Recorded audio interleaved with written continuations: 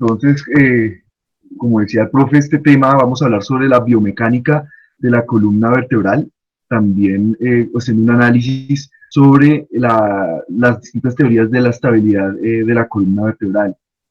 Como bien decía el profe Arias, es un tema que es un poco complicado y digamos que bastante debatido. Sin embargo, voy a estar en esta charla para resumirlo y dejar unas preguntas, unas inquietudes ya para pensarlas a futuro y unos datos bien claros. Entonces, vamos a desarrollarla de la siguiente manera. Vamos a Perdón, hablar perdón, algo de la... ¿podemos grabarla con la charla, Cristian? O Raúl, ¿se puede? No, a mí me tocó conectarme desde el celular. Sí, hágale, hágale. Ah, bueno, grábela, por favor, gracias. Entonces, vamos a iniciar comentando eh, una introducción anatómica de la columna vertebral. Vamos a ver unos aspectos evolutivos para entender cómo ha sido la función de la columna vertebral y dar una explicación respecto a la teoría de estabilidad de la columna y voy a hacer algo de énfasis para mostrar lo que estamos viendo ahorita respecto a ciertas medidas del balance postural.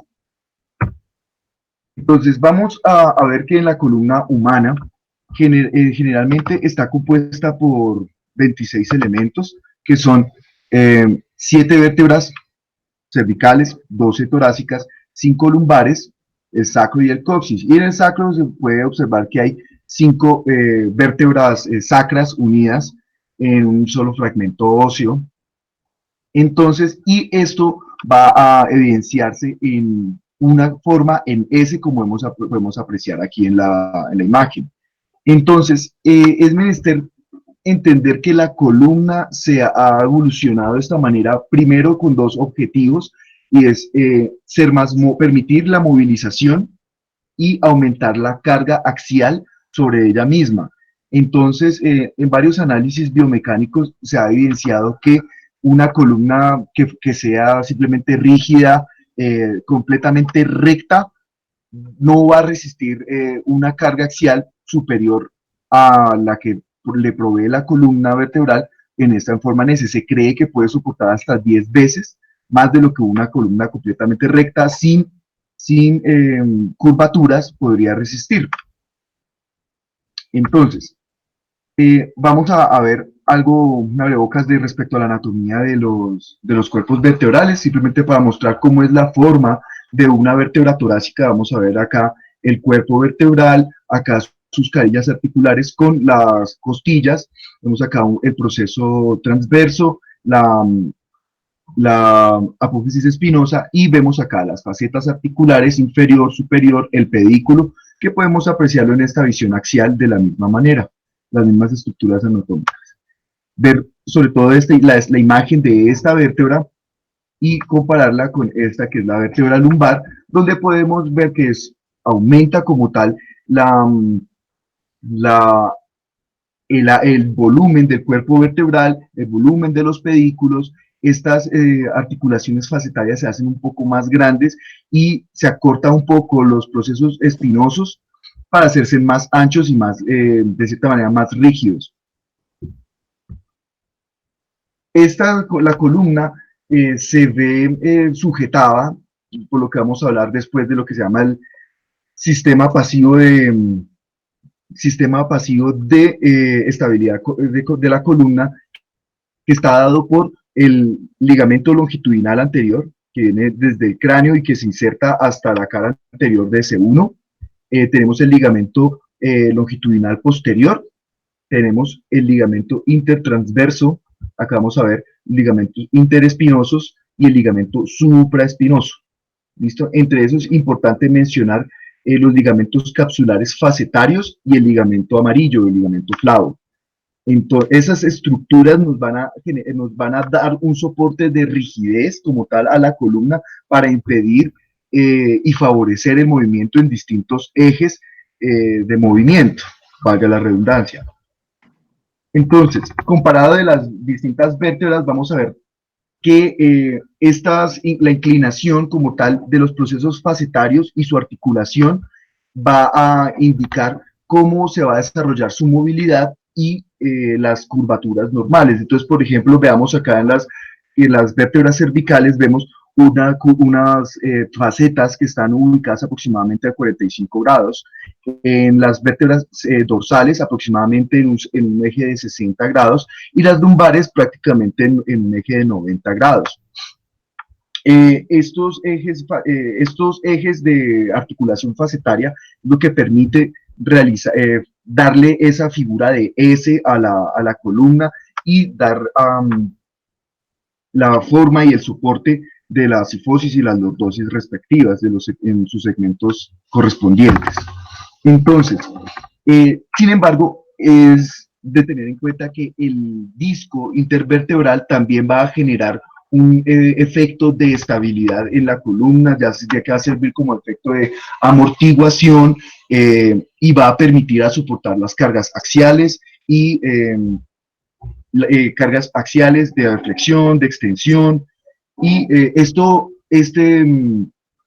esta característica está dada por la forma que tiene el disco intervertebral, que en esencia, como vemos acá, son varias capas de tejido fibroso que son circunferenciales que en esencia quieren rodear esto que es un núcleo pulposo que en su mayor parte es de agua. Esta agua puede ser aproximadamente en niños, aproximadamente el 85% del contenido de agua de este núcleo pulposo y disminuyendo con la edad. Entonces, este núcleo pulposo, ¿qué le ofrece a la columna? Como es agua en su vasta mayoría, lo que le va a proveer es distribuir la presión a través de las distintas paredes de una manera uniforme y permitir ciertas sobrecargas con una expresión o un aumento o abombamiento axial del mismo disco intervertebral para proveer esos mecanismos de amortiguación. Entonces, varios estudios de biomecánica han demostrado lo siguiente, que un disco intervertebral puede soportar una carga aproximadamente de 40 kilogramos y esto va a ejercer una pérdida de 1 milímetro de altura del disco intervertebral. Si se aplica un peso aproximadamente de 100 kilogramos, va a perder una altura de aproximadamente 1.4 milímetros y esto se va a ver, digamos, esto es solo estudiado en un solo disco intervertebral que en esencia son estructuras rígidas que soportan presiones por breves momentos, digámoslo, para entender a posterior lo que es la patología discal. Pero entonces eso es para dejar el mensaje de que los discos intervertebrales son estructuras muy rígidas y muy importantes que dan la limitación para los movimientos, que ya en este momento, en unas siguientes diapositivas voy a mostrar cómo este núcleo pulposo ejerce una función para la limitación de ciertos movimientos de la columna vertebral. Entonces, de la columna vertebral tenemos que tener en cuenta lo siguiente. Ella tiene unos ángulos de unos movimientos que es de flexión, extensión, inclinación lateral y rotación. Y como podemos ver, es una sumatoria respecto a los distintos segmentos móviles que es la columna cervical, dorsal y lumbar, y esto se hace un ponderado para identificar cuánto este ponderado de grados que me permite esta columna movilizar para dar un total. Entonces, por ejemplo, vamos a hablar de la inclinación lateral. Entonces, la inclinación lateral en la columna cervical está entre 30 a 45 grados. Sin embargo, se evidencia que 30 grados pueden ser en la región cervical baja y de 10 a 15 dado por la región cervical alta. La columna dorsal nos va a aportar 20 grados de inclinación lateral. La columna lumbar otros 20 grados. Esto nos puede dar un ponderado total de 75-80 grados de inclinación lateral. Rotación. Entonces, de rotación tenemos que de 45 a 60 grados y vamos a encontrar que 25 grados van a ser dados por la articulación atlantoaxoidea y 25 grados en la región cervical baja. Entonces, dando la columna dorsal 35 grados y la columna lumbar 5 grados y vemos que tenemos un ponderado de 95 a 100 grados. Entonces, hagamos énfasis, por ejemplo, acá en la parte de la columna lumbar. Como explicaba antes, la proyección de las facetas de las articulaciones en las vértebras lumbares, se evidencia que son aproximadamente una inclinación de 90 grados, dándole de cierta manera una rigidez y una resistencia para hacer rotación en su mismo eje. Entonces con eso podemos ver que de la parte, si vemos estos ponderados acá, vemos que lo más, digamos que el segmento más móvil es la columna cervical, pero excepto en la parte de la flexión, que la flexión nos la da el segmento lumbar, y siendo la columna dorsal de cierta manera el más rígido, esto dado por la caja torácica y las articulaciones de la reja costal. Entonces, ya hablando de parte de la anatomía de la columna vertebral, vamos a entender cómo ha sido la evolución de la columna vertebral, esto basado en la teoría de la evolución humana, desde no es para decir que venimos del mono, sino que el mono y los seres humanos, según la teoría de la evolución, tenemos un primo cercano, un tío, por decirlo así, que en esencia, o mejor dicho, un abuelo, tenemos un abuelo similar.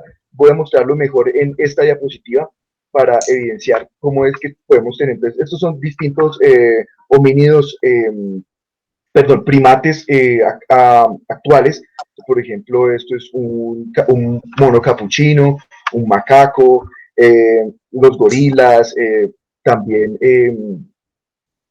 los chimpancés y Homo sapiens, nosotros. Entonces vemos cómo ha habido este desglose a través de millones de años, y es que los monos actuales y nosotros pudimos que aproximadamente tener un abuelo hace 45 millones de años. Hace 30 millones de años, pues, se dividió nuestra familia, creando monos más grandes y monos más pequeños. Estos monos de acá tienen una característica, y es que en esencia son monos más grandes, instaron por vivir, tener vidas más en el suelo, y en cambio estos monos de acá vamos a encontrarlos que son monos que evolucionaron para vivir en su vasta mayoría en los árboles. Entonces, encontramos acá esto con los distintos parientes de la evolución de los homínidos, y vemos de cómo empieza el cambio de una columna vertebral en tipo C, como vemos por ejemplo acá en este Australopithecus. Bueno, este en esencia es nuestro antecesor, por decirlo así, nuestro antecesor previo a los Australopithecus que vemos en este, que el Australopithecus se consideraba que fue ya el primero en caminar erguido. Entonces ya empezamos a hablar de la evolución humana cuando estos primates empiezan a hacer bipedestación, pero con una marcha erguida y ya con un cambio en sus columnas vertebrales a lo que hoy conocemos ya como la forma de lordosis, sifosis, lordosis de la S de nuestra columna vertebral actual. Entonces, hay muchas teorías de qué fue lo que presionó a estos monos para poder desarrollar una marcha bípeda. Entonces, el primer modelo es el modelo de provisión. ¿Qué significa esto? Entonces, por condiciones que no sabemos, los monos, los primates antiguos, para mantener una relación más estrecha entre ellos, para evitar la pelea entre machos por una hembra, desarrollaron relaciones afectivas más fuertes.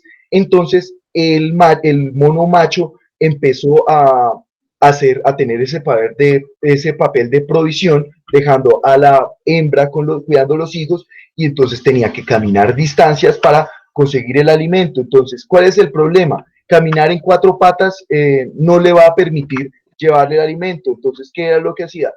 Lo cogía con sus extremidades superiores y caminaba como podía para llevarle alimento a su mona. Entonces, esto, digamos que fue una de las cosas que pudo presionar ese cambio. Otro de los cambios es que el cambio del clima en África pudo cambiar lo que era el ambiente como tal de las junglas en las cuales crecieron gran parte de nuestros antecesores primates, a cambiarlo a una sabana, que como vemos son extensiones de tierra grandísimas, en su mayoría secas. Entonces, ¿qué se evidenció? Que los primates pues tenían que caminar grandes distancias y se evidencia que la teoría del ahorro de energía que muestra para caminar largas distancias la bipedestación o caminar en dos pies se gasta menos energía y permite viajar mayores distancias. En cambio, caminar en cuatro patas gasta más energía, es más lento y de cierta manera cambia la disposición del simio como tal para la adquisición de alimentos, de ir a buscar de dónde proveer a su familia. Entonces acá vemos cómo funcionan esas tres hipótesis. Ya hablé de la hipótesis de la sabana. Entonces, lo otro fue los cambios posturales para la alimentación, el alcanzar frutos más lejanos, el tener que ponerse en bipedestación para intentar subir a alguna parte. Entonces, estos monos evolucionaron para caminar caminar en el suelo y a medida que hacían esto, pues los árboles no se les facilitaban tanto, por lo tanto empezaron a ser un poco más grandes, más rígidos, y esto nos llega a la otra teoría, que entonces es el modelo de termorregulación. Entonces, estos monos generalmente en el África, en la sabana africana va a haber mucho calor y entonces una de las maneras que contrarrestó el calor como tal, tanto producido por el mono como el clima africano, fue aumentando de tamaño, dado que los vientos pues están a una altura aproximadamente de 90 centímetros y esto permitía mejorar la transpiración del animal, mejorar la regulación termodinámica y por eso de nuestros antecesores de Australopithecus, Homo erectus, etcétera, empezaron a aumentar su estatura a lo que estamos actualmente nosotros, Homo sapiens. ¿Listo? Entonces, esto ejerce en esencia a demostrar el cambio de la columna y la bipedestación para dejar nuestras extremidades superiores libres. Entonces, por ejemplo, acá vamos a mirar de estas columnas de monos modernos. Entonces, por ejemplo, acá vamos a encontrar, esto es un mono capuchino. Entonces, miremos, por ejemplo, su caja torácica. Vemos acá que ellos tienen 5 vértebras lumbares. ¿Listo? Pero ellos se dividieron de nosotros hace mucho tiempo.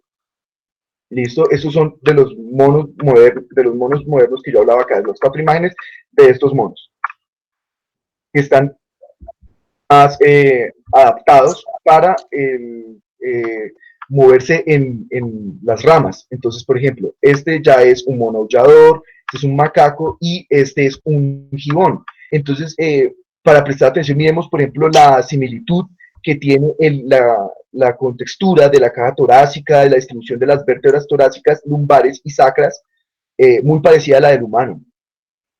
Entonces, acá podemos ver, por ejemplo, un gorila.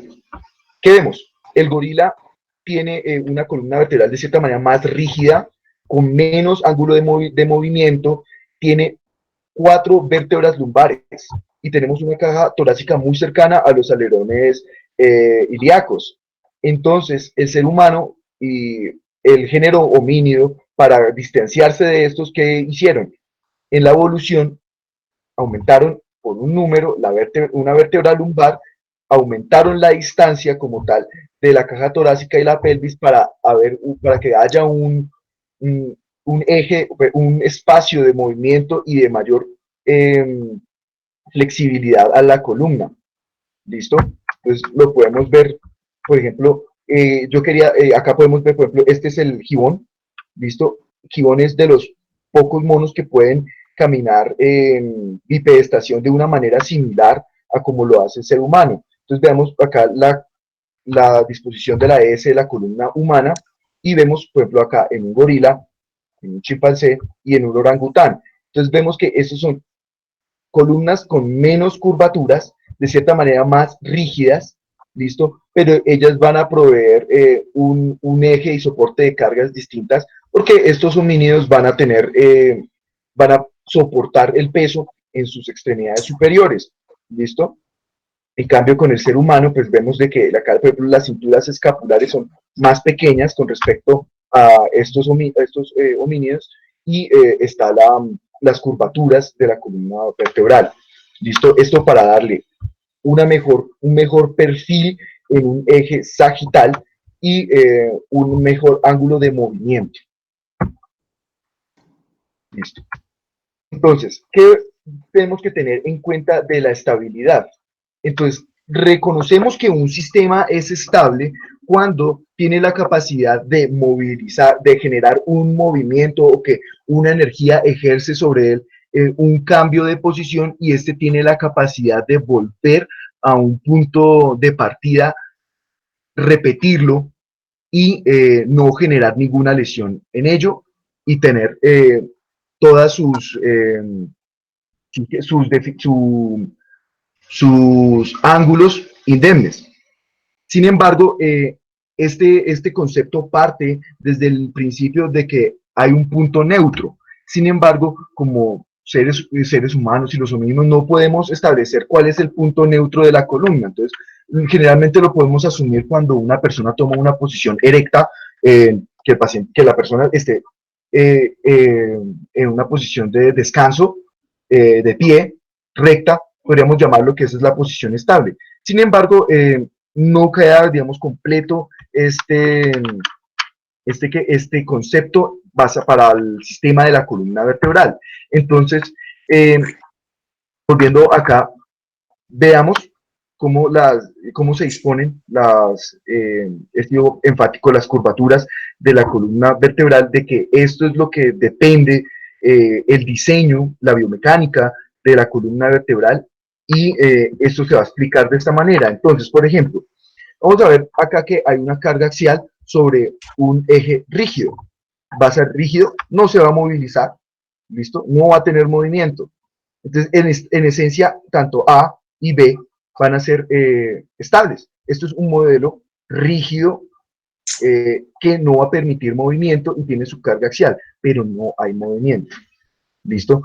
Entonces, en este otro eje vamos a ver que existe una columna que tiene una carga axial, pero que tiene mucha movilidad. Por lo tanto, no va a tener una forma de cómo regresar a ese punto de partida del que hablábamos antes, y esto va a ser de cierta manera inestable. Y este es el modelo que más se ajusta a nuestra columna vertebral. Entonces tenemos una carga axial sostenida en una columna por, de cierta manera, unas poleas que van a ejercer fuerzas tensiles y van a controlar el movimiento de esta columna y de esta carga axial. ¿Listo? Entonces, para entenderlo de esta manera, por ejemplo, veamos acá esta foto de esta columna vertebral, un modelo anatómico.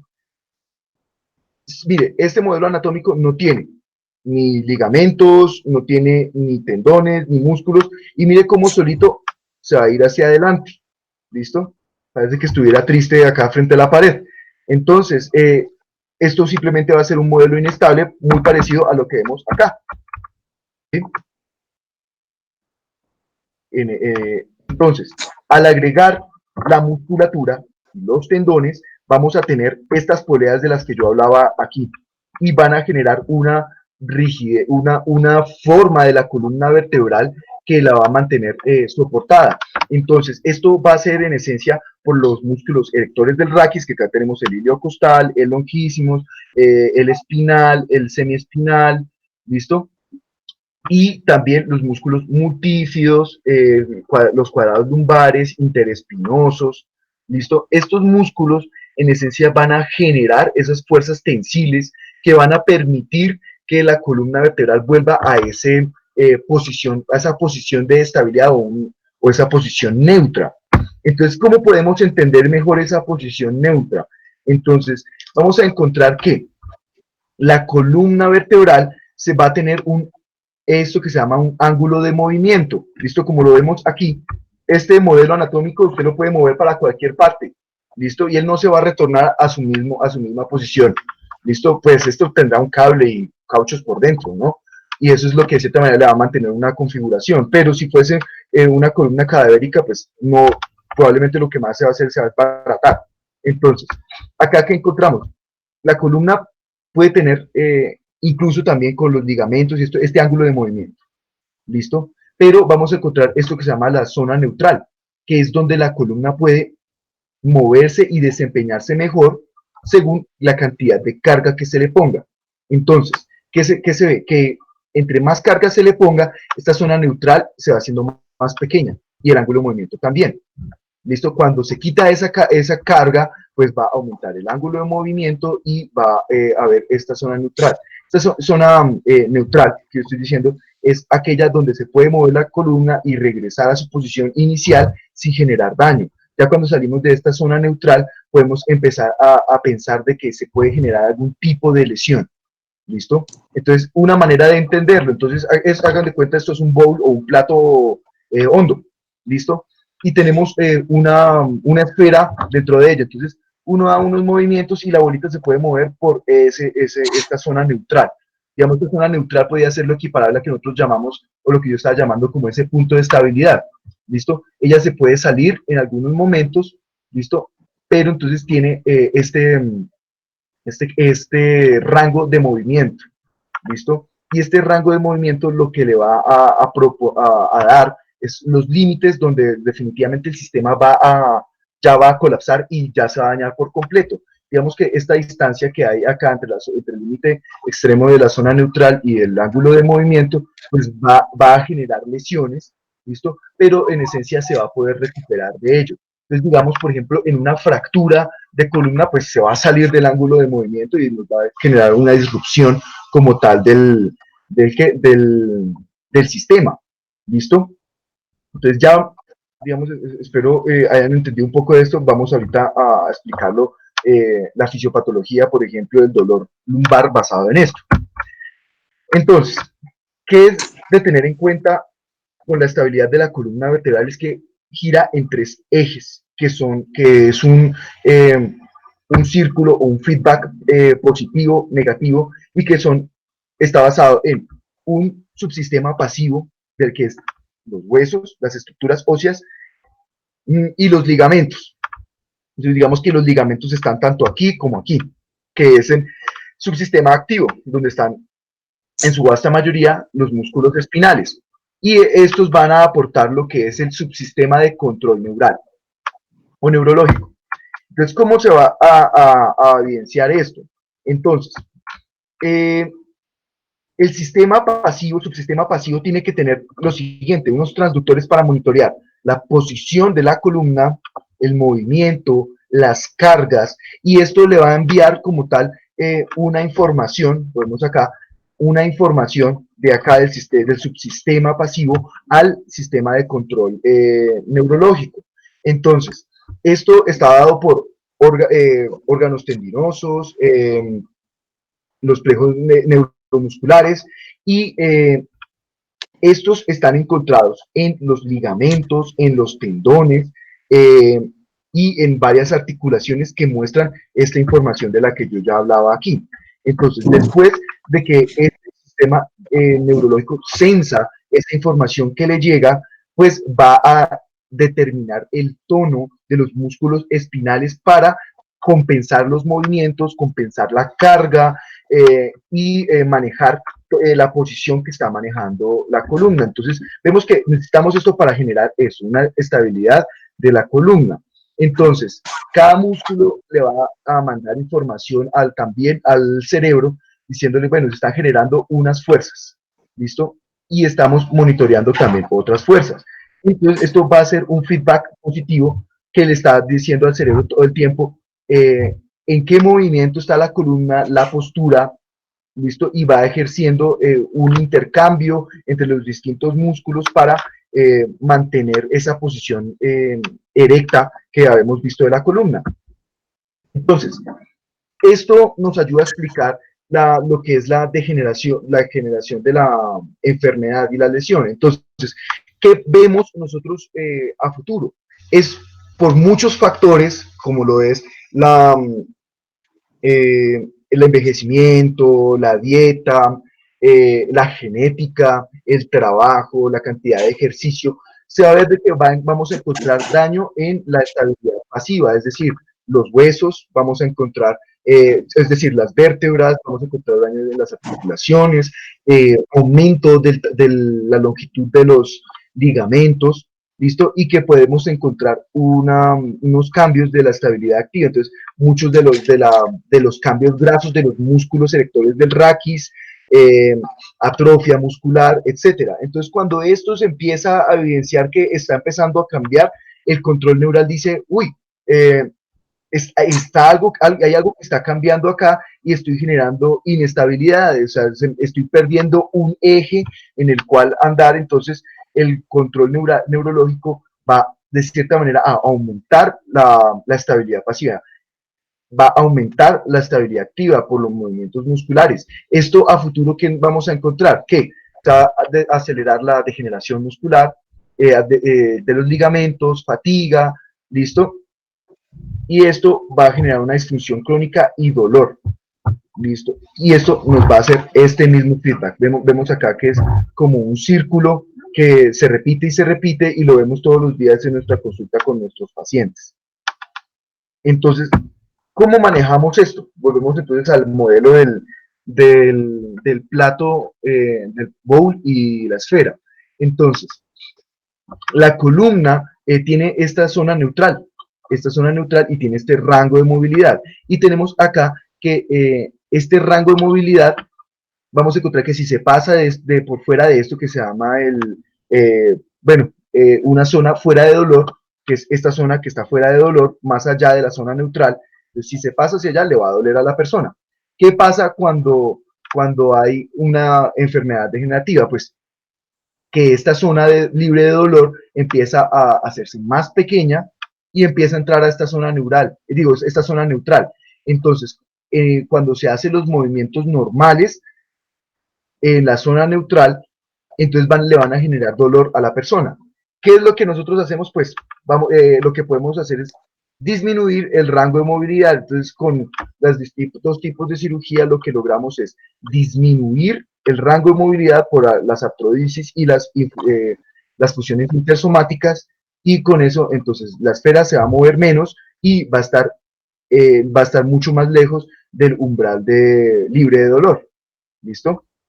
Está como para entender de cierta manera alguna, digamos, como esa característica biomecánica digamos, en respuesta o de explicación del dolor lumbar.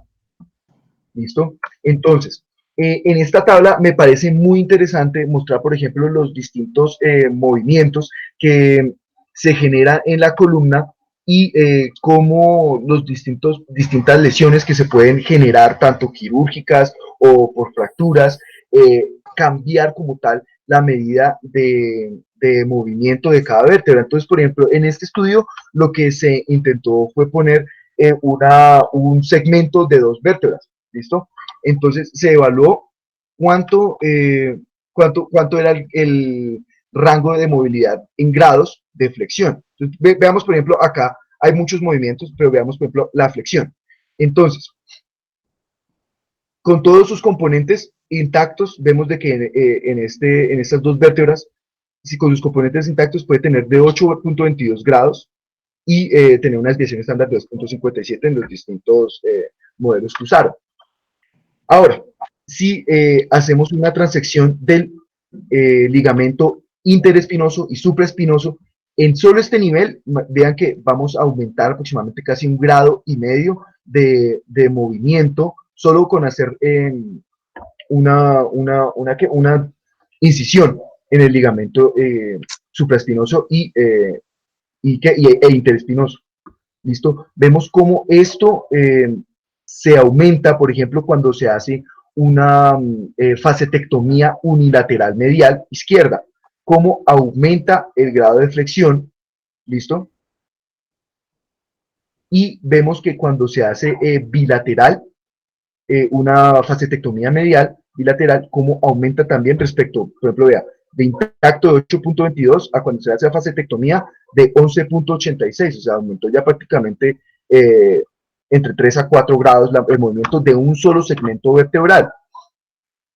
Entonces, acá pues vamos a ver, por ejemplo, ya cuando se hace una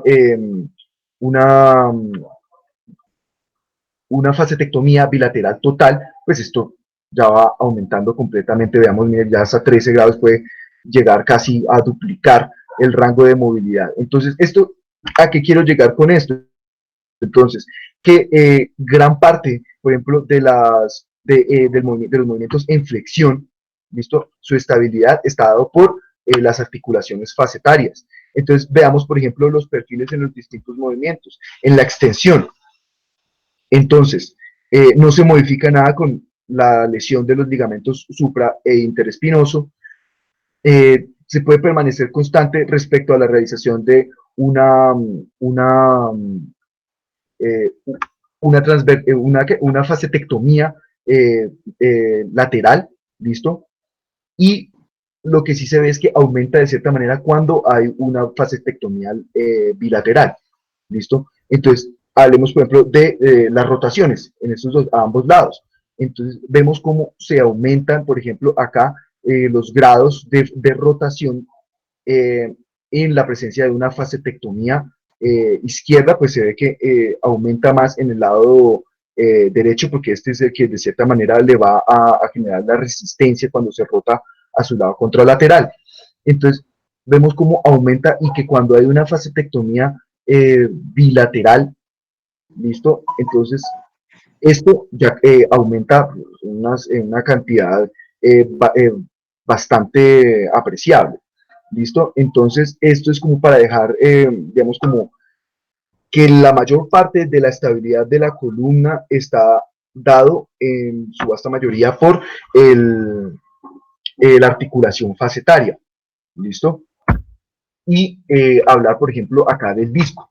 Entonces, en este estudio se evidencia lo mismo en un segmento de articulación de dos vértebras, se mira la flexión en un segmento que tenga un disco intacto, un disco con un anillo fibroso incidido, ¿listo? Y con un disco con, con escisión del núcleo pulposo. Entonces veamos, por ejemplo, en los distintos movimientos. Entonces, ¿qué vemos? En la flexión, en la flexión, cuando hemos quitado todo el núcleo pulposo de una vértebra, por ejemplo, se va a ver que va a aumentar el rango de movimiento, va a aumentar aproximadamente, vean, hasta 7 grados. ¿Listo? No se ve que cambie mucho la respuesta en extensión, en lo que sea inclinación lateral tampoco, pero dependiendo de la lateralidad que usted ejerza, por ejemplo, en este caso que se hizo hacia el lado izquierdo, pues se va a ver que hay un aumento de la inclinación lateral, ipsilateral a la resección.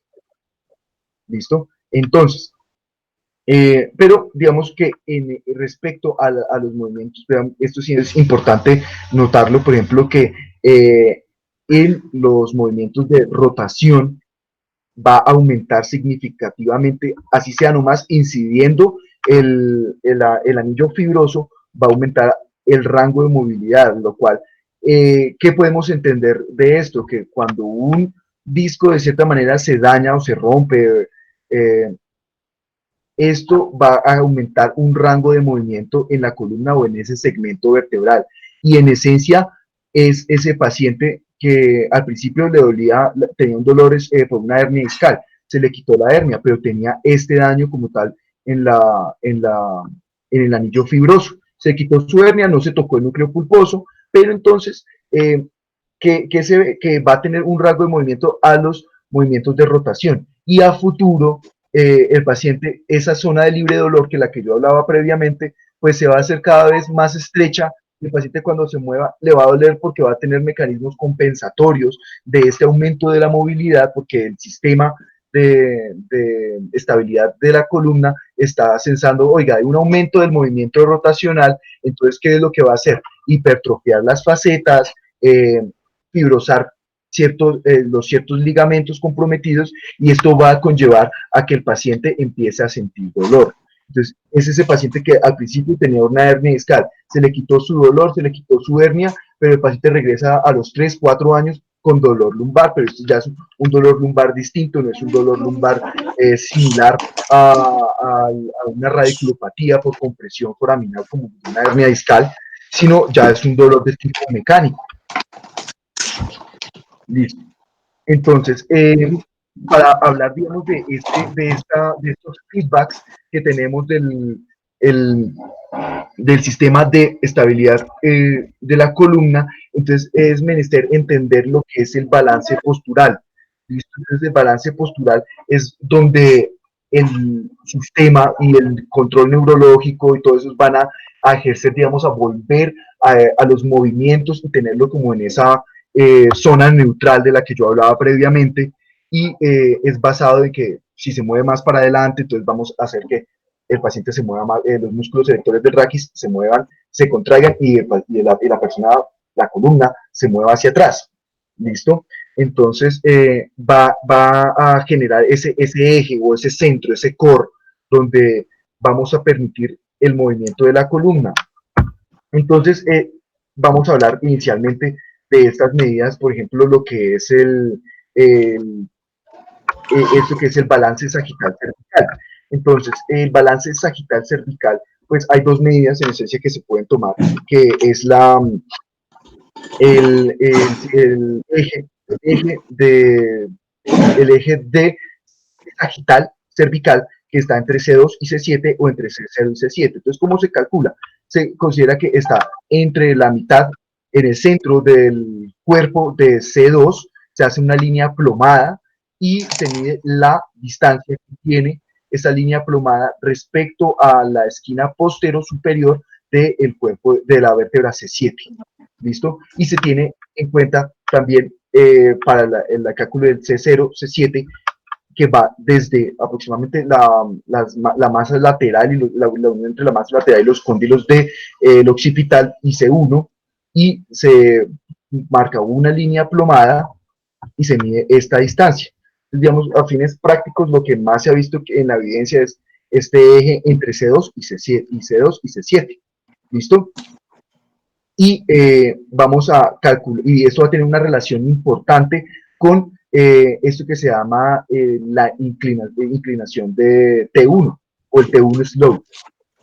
Entonces, el T1 slope se va a marcar por el eje que forma, la línea que forma perdón, que forma el platillo superior de T1 con respecto a una línea plomada o una línea sagital, y nos va a dar este ángulo.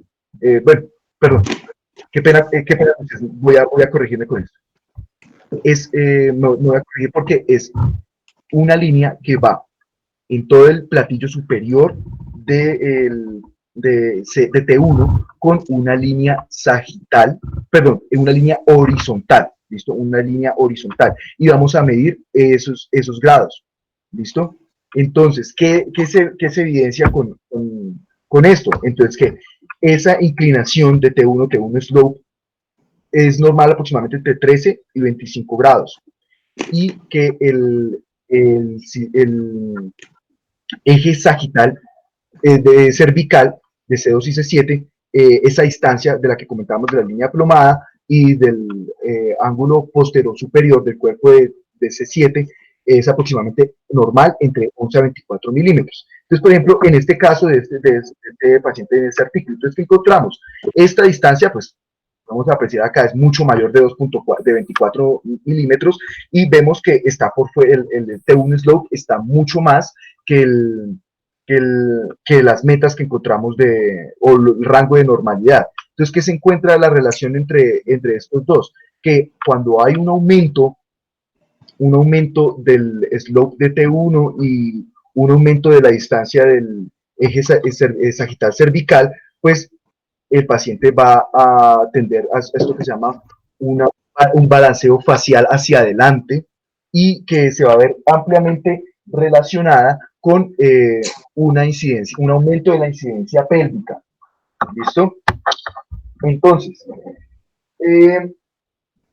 bueno, continúo. Bueno, entonces, ¿cómo se ve esto? Entonces, por ejemplo, en este estudio, es un estudio interesante, hablan de modelos biomecánicos donde se hacen mediciones de las distintas articulaciones facetarias, de los ligamentos, y se miden las fuerzas y lo que se ejerce allí. Entonces, por ejemplo, el sistema es el siguiente: ponemos sobre el occipital, se pone una carga, ¿listo? Y se, se gira sobre esa línea, una línea de gravedad, o podemos verlo como el eje sagital de C2-C7, ¿sí? Y vamos evidenciando, vamos a cambiar como tal la relación del slope de T1 basado pues, en este movimiento acá, como esta bisagra, que podemos ver cómo se aumenta y cómo se va a ver que se va aumentando la relación entre el eje sagital cervical. Entonces esto, digamos, lo que nos muestra es esa amplia relación para ayudarnos a futuro a hacer planeación de manejo quirúrgico. Entonces, otra cosa, lo que vamos a ver también es el balance sagital toracolumbar. Entonces, el balance sagital toracolumbar está marcado por una línea plomada. Cuando se dice plomada es en esencia una línea que va perpendicular, digamos, o mejor dicho, paralela al eje de la gravedad. No sé si conozcan, omití por una foto de esto, pero lo que conocen los distintos constructores como plomar. Bueno, plomar es una estructura, un aparato de plomo, ¿sí? Amarrado con una cuerda, y eso les da como tal esa línea recta paralela a las fuerzas de gravedad, con lo cual pueden calcular cuánto es cuán recta es una pared, o puede hacer, digamos, decirlo así, a grosso modo, el pañete de una pared. ¿Listo? Y eso les permite que quede bien, apreciar que quede bien plano y que no se vea no estético a los ojos. Entonces es el mismo principio. Haga cuenta, es como si colgara un plomo desde el centro de C7, y dejamos descansar esta pieza de plomo, y nos va a marcar la cuerda que lo sostiene, nos va a marcar esta línea. ¿Listo? Entonces, ¿qué se va a medir con esto? Vamos a medir lo que es el extremo postero superior de S1. Si postero superior de C1, y va a tener, vamos a ver qué relación respecto tiene con esa línea plomada. Entonces, es menester entender que esta línea plomada no es igual a el eje de gravedad, o el centro de gravedad de la columna vertebral. En algunos casos y en algunos pacientes puede serlo, pero eso ya depende de la deformidad que pueda tener su columna, pero en esencia no es el mismo. ¿Listo? Disculpen. No, el coronavirus. Entonces, vemos aquí en esos ejemplos de columna, vemos a ver de cómo se cambia este balance sagital, y saber cuando es positivo y cuando es negativo. Entonces, vamos a encontrar que el eje sagital es positivo cuando aumenta la distancia, o cuando se hace mucho más posterior a la línea plomada el extremo postero superior de S1. Y vamos a ver lo que se vuelve negativo cuando pasa anterior y sobrepasa esa línea plomada. Entonces vamos a ver que es un balance sagital negativo. Entonces, es lo que se considera que es normal. Entonces, algunos autores dicen que aproximadamente 4 centímetros de desviación estándar, 4 centímetros, más de 4 centímetros o menos de 4 centímetros, es lo que se consideraría que un eje sagital cervical, un eje sagital o un balance sagital está estable, por así decirlo. ¿Listo? Entonces vamos a verlo, por ejemplo, en este caso de este paciente. Entonces veamos, por ejemplo, acá tenemos la línea plomada. ¿Listo? Acá tenemos la esquina postero superior de S1. ¿Listo? Entonces veamos que este paciente tiene entonces un balance sagital negativo. Y lo que quería comentarles es que la línea de gravedad está dado por el centro y una línea paralela a la gravedad de la cabeza femoral. Eso se llamaríamos como la línea de gravedad. ¿Listo? Entonces, ¿qué otro índice nos ayuda a evaluar como tal el ángulo de la columna, que es los ángulos espinales? Entonces tenemos el ángulo espinosacro y la inclinación espinal. Entonces vamos a encontrar acá el ángulo el ángulo espino-sacro, entonces vamos a encontrar una línea que se va a formar en todo el platillo superior de S1, si acá lo vemos, y vamos a marcar el centro de ese platillo, y vamos a marcar una línea que va desde el cuerpo de S7 hasta este punto, y vamos a medir este ángulo, el ángulo espino-sacro, que en esencia tiene una medición normal entre 134.7 grados con una desviación estándar de 8.1. ¿Listo? Y vamos a ver lo que es la inclinación espinal. Entonces, en la inclinación espinal, entonces lo que hacemos es, perdón, lo que se hace es lo siguiente, se pone ese punto como tal de la mitad del platillo superior de S1 y lo que vemos es que se pasa una línea horizontal a través de él y se mide también ese ángulo también desde el desde el centro del cuerpo S7 y ese sería el spinal tilt o inclinación espinal. ¿Listo? Bueno, entonces acá ya vamos a hablar pues de las el cálculo de la lordosis y la sifosis torácica. Entonces vemos acá lo que son las mediciones de Cobb. Entonces, se marca para la sifosis torácica, entonces vamos a marcar el borde superior del platillo de T4 y vamos a hacer una línea perpendicular. Y vamos a tomar el borde inferior del cuerpo de T12 y una perpendicular. Y este ángulo de acá nos va a dar lo que es la sifosis torácica. ¿Listo? Lo mismo vamos a encontrar acá para el cálculo de la lordosis cervical de la misma manera, simplemente que se calcula desde el borde inferior del cuerpo de C2 y el borde inferior de C7. ¿Listo? Y se trazan sus perpendiculares respectivas y se mide este ángulo. Para la lordosis lumbar, entonces se encuentra que es el platillo superior de una línea paralela del platillo superior con su perpendicular de L1 y una línea paralela del platillo superior de S1 con su perpendicular y se calcula esto que es la lordosis lumbar. ¿Listo? Entonces, esta lordosis lumbar puede ser normal, más o menos entre 20 a 70 grados aproximadamente. ¿Listo? Y bueno, eso más o menos como para tenerlo en cuenta digamos, en la medición de nuestros pacientes para tenerlo claro. Entonces, vamos a hablar de los parámetros pélvicos. Los parámetros pélvicos vamos a encontrar acá. La inclinación pélvica o el pelvic tilt. ¿Y esto qué es? Es un ángulo que se marca, voy a mostrar aquí, acá el pelvic tilt. Entonces, es un ángulo que se marca desde la mitad del platillo de S1, ¿listo? Y se va a marcar al centro de la cabeza femoral y se va a marcar una línea sagital, ¿listo? Una línea sagital que atraviese ese centro de la cabeza femoral y esto nos va a dar este ángulo, ¿listo? Entonces, este ángulo tiene ciertas propiedades y en esencia es que va a, que tanto la inclinación pélvica está muy relacionado con la posición de la columna, la posición o sea, es decir, ese ángulo va a cambiar respecto a la posición y la postura del paciente, va a cambiar si está sentado, si está bien derecho, etc. ¿Listo?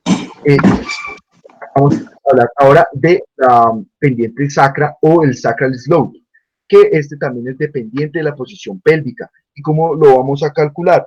Entonces, el sacral slope es muy parecido al que yo hablé ahorita, del que yo hablé ahorita del slope de T1. Entonces, ¿qué es lo que se hace? Se hace una línea paralela que vaya por el end plate de S1 y se marca una línea sagital y esto nos va a dar el sacral slope o la pendiente sacra. ¿Listo? Y esto que nos muestra también, como ya dije previamente, es lo que nos da esa relación respecto de la pelvis con la columna. Porque lo que se cree, digamos, esos parámetros son importantes porque se cree que la como tal la pelvis, al ser, digamos, las articulaciones sacroiliacas son tan rígidas y tan poco móviles que se considera que la pelvis es una vértebra adicionada y que genera una respuesta a los cambios posturales y que va a ejercer de cierta manera una respuesta en la curvatura o en la compensación de las distintas curvaturas de la columna vertebral. Entonces, esto va a cambiar el ángulo de la lordosis, va a cambiar el ángulo de la sifosis torácica y de la lordosis cervical. ¿Listo?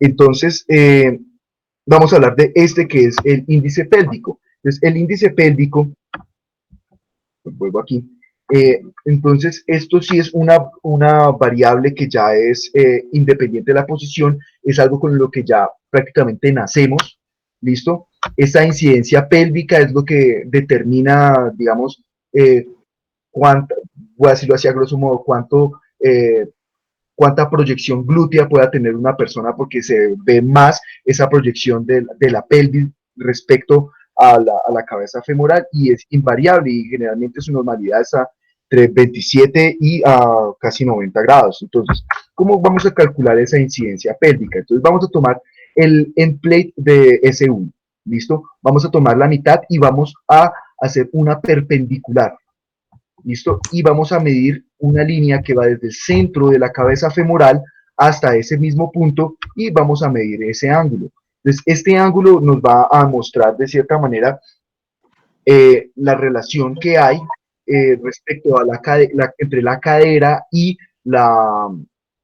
el sacro, y lo que nos va a favorecer de cierta manera la creación o no de curvaturas anormales de la espina. Entonces, por ejemplo, acá vemos en esta radiografía, entonces vemos acá. Entonces, acá, como es una radiografía, entonces se ven las dos cabezas femorales, se toma los dos centros de cada uno y pues se hace una media. Entonces consideramos que acá es el punto. Entonces vemos acá el end plate de S1 y marcamos la perpendicular, ¿listo? Y una línea desde este centro, y acá nos da esto, el índice pélvico. Ahora, marcamos acá una línea desde el end plate de S1, su línea sagital, y encontramos que este es el sacral slope, o pendiente sacral. Tomamos entonces esta línea sagital, visto que atraviesa el centro de la cabeza femoral, y que llegue a este mismo punto, acá al centro de S1, perdón, a la mitad del end plate de S1, ¿listo? Y nos va a dar lo que es el pelvic tilt o inclinación pélvica. ¿Listo? Entonces, digamos, esto es otra foto para mostrarla. ¿Listo? Entonces, ¿qué relación hay respecto a al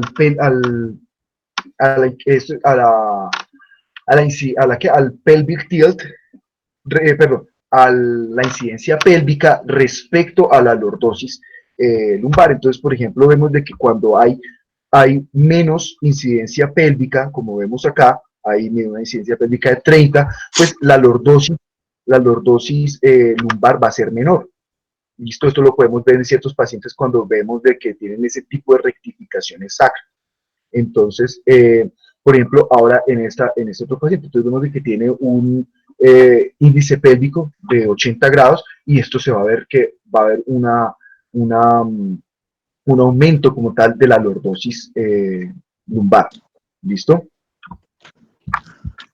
Entonces, estos ya son los parámetros por edad, respectivamente. Entonces, se marca una diferencia entre el índice pélvico y la lordosis lumbar, y se considera que debe ser menor de 10. Digamos, esa relación es lo que uno considera como para tener en cuenta abordajes quirúrgicos, metas, digamos, de cirugía, y también de cálculo postural del balance postural de la persona. Entonces, ¿qué es lo normal? Entonces encontramos acá en distintos rangos de edad lo que vamos encontrando, entonces medidas limítrofes para la inclinación pélvica, pelvic tilt. Entonces, vemos acá las distintas variables y cómo van aumentando respecto a la edad. Y vemos acá entonces una relación de incidencia pélvica y lordosis lumbar, pues negativa, más o menos como entre las 4 o 5 primeras décadas de la vida y cómo va cambiando respecto con la edad, y esto es lo que el autor considera que es normal. Y vamos a ver, entonces, por ejemplo, acá que esto es el balance sagital toracolumbar que calculamos desde la línea plomada de S7, entonces, que puede ser negativo a menos 30 milímetros en pacientes jóvenes. ¿Listo? Y cómo va aumentando esta relación respecto al grupo etario. ¿Listo? En esencia, digamos, esta presentación quería dar como esa presentación de los índices espinopélvicos, de los cuales hay que profundizar un poco más. Digamos, eso da para una charla más insidiosa al respecto. Digamos, yo los añadí a la presentación para tener en cuenta cómo podíamos clínicamente medir qué tan estable puede ser nuestra columna, pero entonces tenemos que tener en cuenta que no es como tal estable, sino cómo está ese ángulo de movimiento, qué puede ser lo normal y a qué podemos regresarlo. Sin embargo, el tener en cuenta esta medición o este feedback que encontramos entre que encontramos entre los sistemas de estabilización de la columna, neurológico, pasivo y muscular. Entonces, sí, digamos, por ejemplo, a mí me deja varias preguntas. Entonces, por ejemplo, en el momento que nosotros hacemos una cirugía de columna abierta, estamos incidiendo los músculos, incidiendo la fascia, incidiendo los ligamentos, las facetas, y en todos estos hay sensores que van a enviar esa información como tal al cerebro, a decirle cómo está la información de la carga, del movimiento de ese segmento. Entonces, lo que digamos a mí me genera es qué tanto cómo puede incidir la cirugía de la columna abierta, por ejemplo, para no hacer daño a esas estructuras, porque vemos de que muchas veces podemos hacer una cirugía, queda muy bonita y todo, pero como se pierde esa información de ese segmento, el cerebro no tiene cómo compensar la columna y vemos de cómo el paciente pueda a futuro generar más dolor, como ya lo expliqué previamente. Entonces, queda como esa pregunta en el aire, que pues eso creo que es lo que se ha intentado responder a medida de todos estos años. Ya han salido las teorías de que la estabilidad de la columna. Listo, digamos, estas ya fueron las referencias que utilicé de la revisión. Y ya de última, nomás como para cambiar de tema y dar, previo a la sesión de preguntas, pues quería comentarles ya algo fuera de la medicina, el caso de este señor. Él es Tony Iommi, él es guitarrista de Black Sabbath. Él, cuando era adolescente, tuvo un accidente, una metalurgia, trabajaba en fundidoras y esto, y el accidente pues le quitó parte de lo que eran las falanges distales del dedo medio y del dedo anular de la mano derecha. Tony es zurdo y pues él estaba comenzando a tocar la guitarra, y entonces pues claro, entró en mucha depresión para seguir tocando, y pensaba que su futuro se había quedado ahí.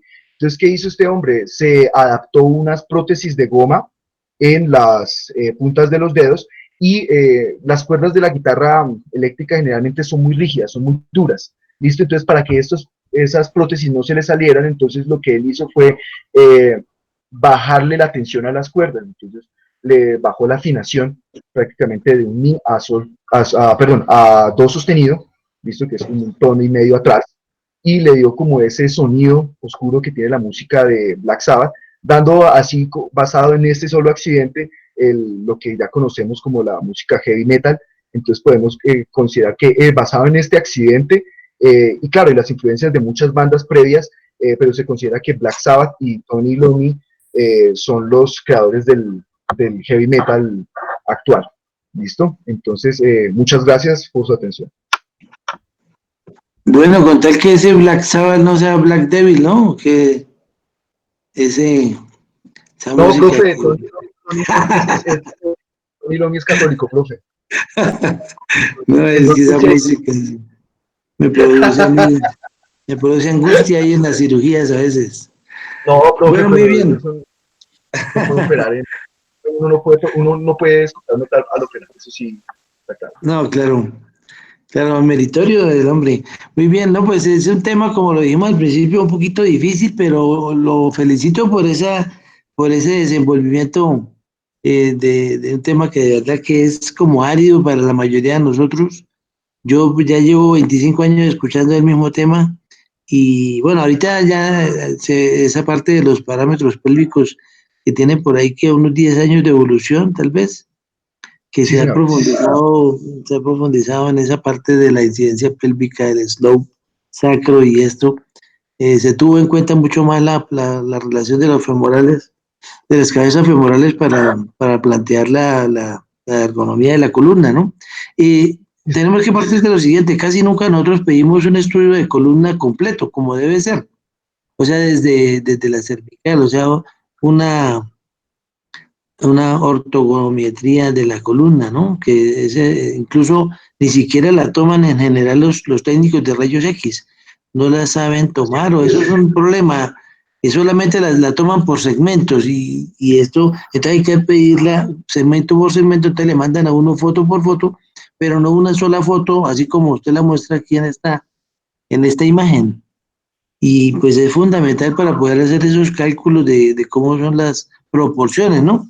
Aquí viene el cuento de lo del hombre de Vitruvio, el hombre creo que es un dibujo de Leonardo da Vinci, el que está en la moneda de euro, que, que pues es el sentido de las proporciones del cuerpo humano. Entonces, más o menos cómo debe ser un cuerpo humano, y eso es lo que usted menciona en esta biomecánica, cuando se altera, pues es donde vienen los problemas de persifosis o hiperlordosis, pero obviamente que eso es relacionado con la degeneración discal, que es otro tema que tenemos pendiente profundizar para explicarnos todo este problema de la degeneración de la columna vertebral.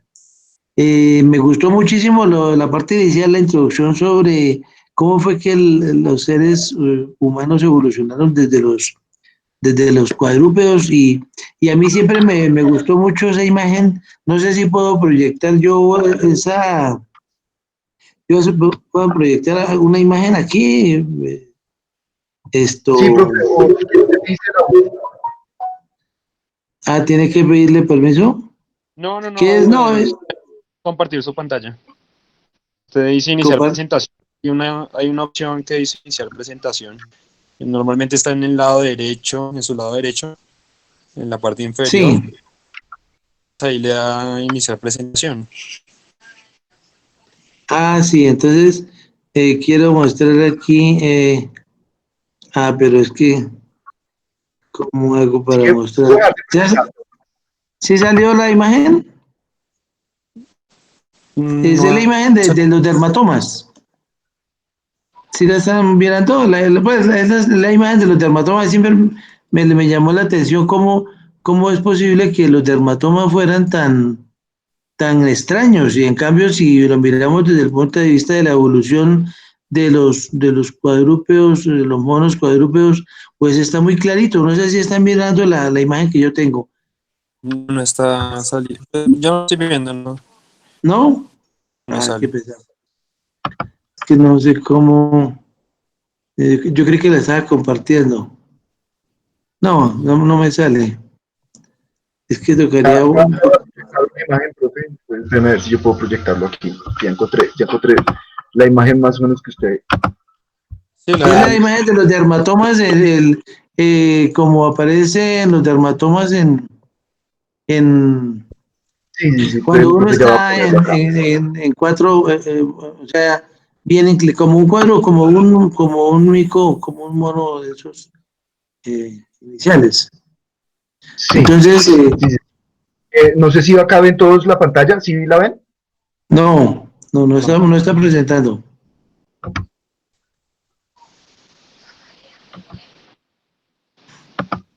Bueno, de todas maneras,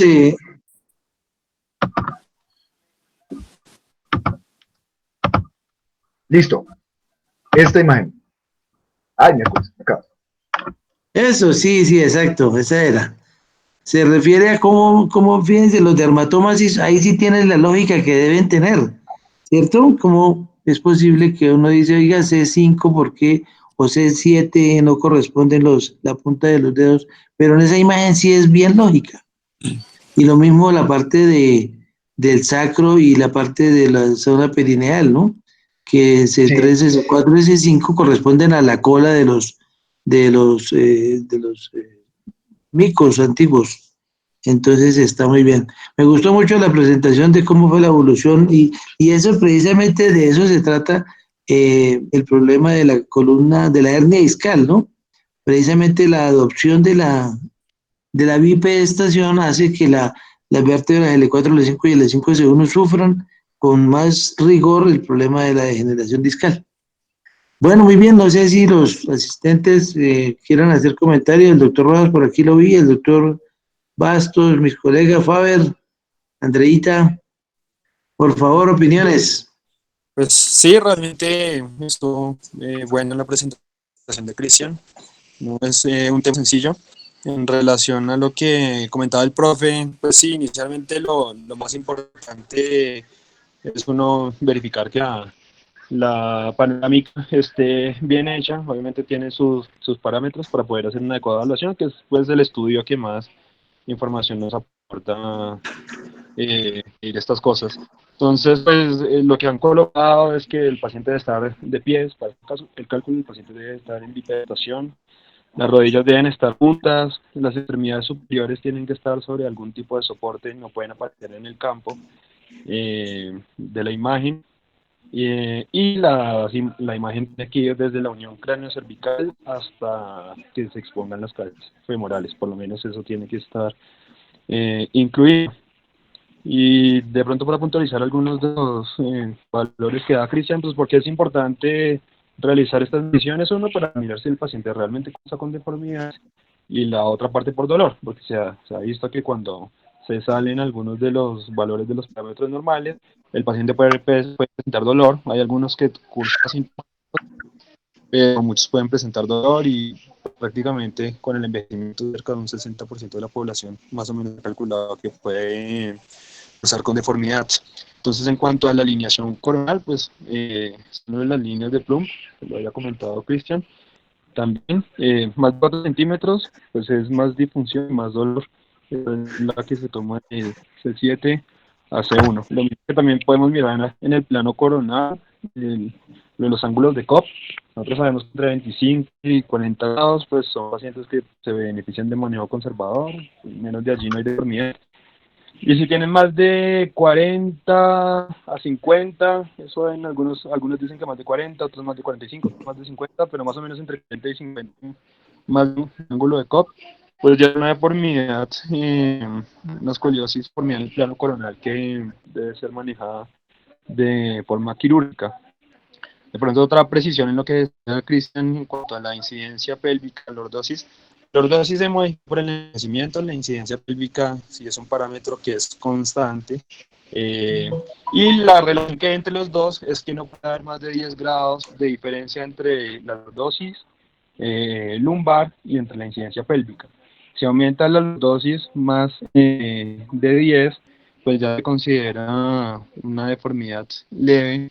Si aumenta más de 20, una deformidad moderada y pues va entre 10, perdón, entre 10 y 20 y más de 20, pues ya es una deformidad severa. Entonces, eso es lo que hay que tener ahí en cuenta con esta parámetro. Y lo mismo aplica para el pelvic tilt y el sacral slope. Entonces, más de 10 grados del pelvic tilt está entre 10 y 20 grados.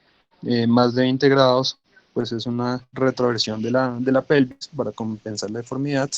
También es indicativo de que el paciente se puede beneficiar de manejo quirúrgico.